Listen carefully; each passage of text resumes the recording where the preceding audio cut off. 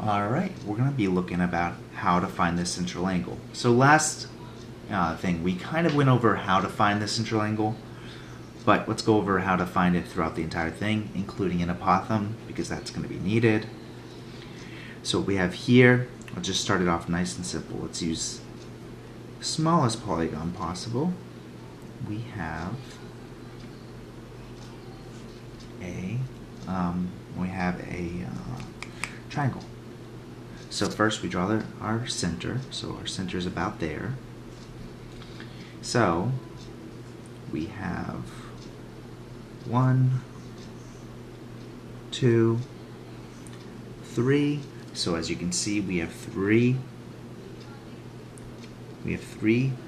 radii. And so the formula for a central angle is this. Central angle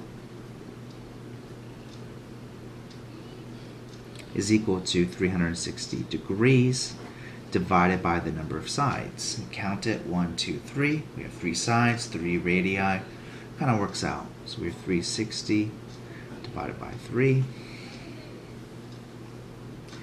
And 360 divided by 3, 120. Who would have guessed? So you get each angle is equal to 120 degrees. So that means each central angle here is equal to 120 degrees.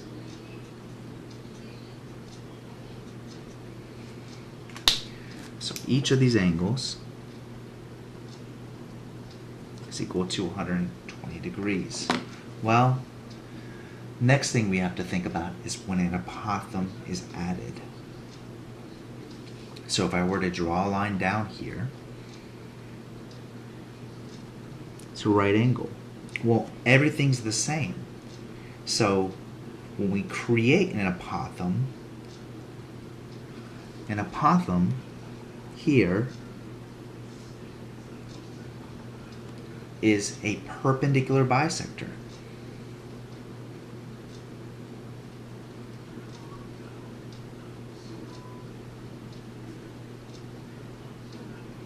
It's also an angle bisector. So what that means is this segment is equal to this segment, and that these two angles are equal. So if it's a perpendicular bisector, angle bisector cuts everything in half.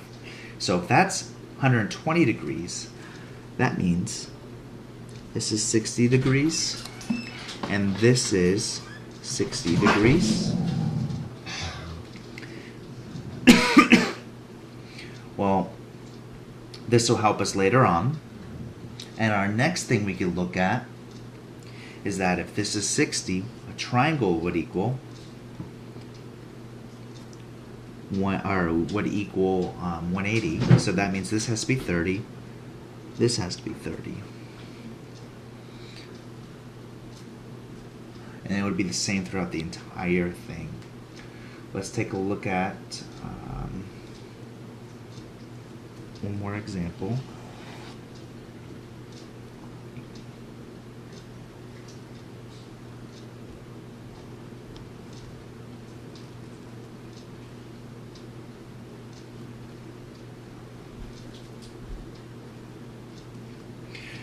Let's just pretend it's perfect.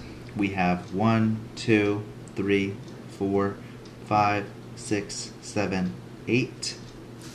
We have an octagon here. So that means our central angle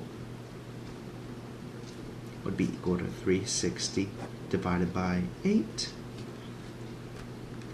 360 divided by 8 gets us 45 degrees, which is equal to 45 degrees. So, just to kind of visualize it,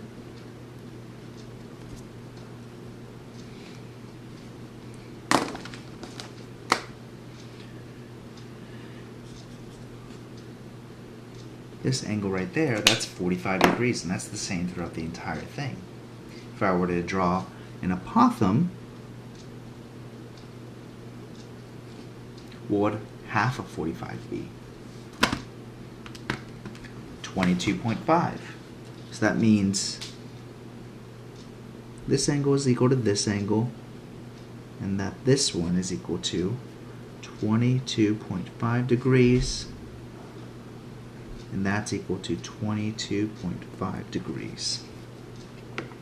Well, what about that angle? Because right here, that's a right angle. These two angles are going to be 90 minus 22.5. That would equal, this would be 67.5, and this angle would be 67.5. All right.